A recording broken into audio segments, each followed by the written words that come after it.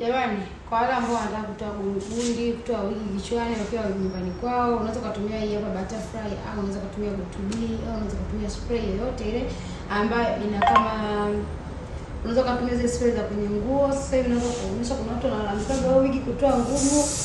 Jamani, wigi kutoa sio ngumu. Kama mnavyoona hivi na kujitia. Na wigi gani ni gumu. Na ninakaribia wiki baada ya kutoka. Sasa nimeshalichoka. Naona kama hivi.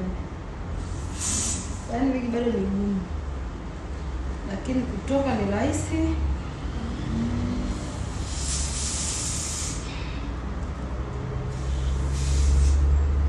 Unaona jamani? Hapo napaka mafuta yako ya nazi au mafuta haya hapa. Yeye tu ambayo unayotaka. Unaacha kama dakika 5. Unapotoa wigi yako hakikisha hapo ndipo unapotoa gundi za kichwani, usubirie zikauke. Hizi tu jamani, wala wanasema wigi inakata nywele, siji magundi yanakata. Hayakati magundi ni kwa sababu wewe mwenyewe tunapoweka ndio yanakata. Mimi naweza nikatoa sasa hivi hapa, ila kwa wewe na kushauri subiri kwanza kama dakika 5 au 10. Unaweza kutumia mafuta ya gundi jamani, nataka kutoa muda wote.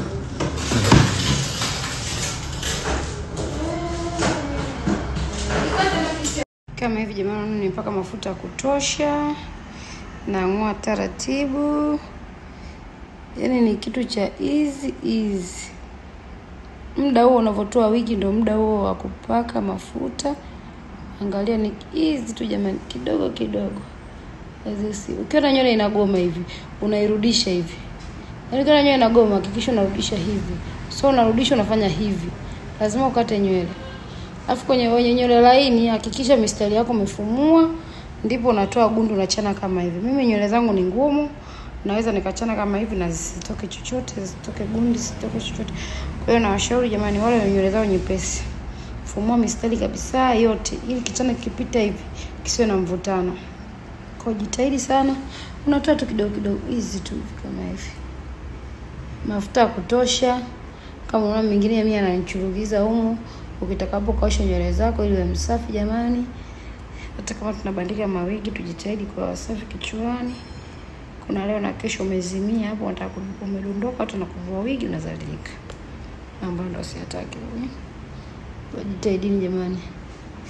Bunde kidogo. Mimi hapa ngundi zangu zimeshaisha, nimeshatoa zimeshaisha. Nikichana kichwa changu hapa simple and clear.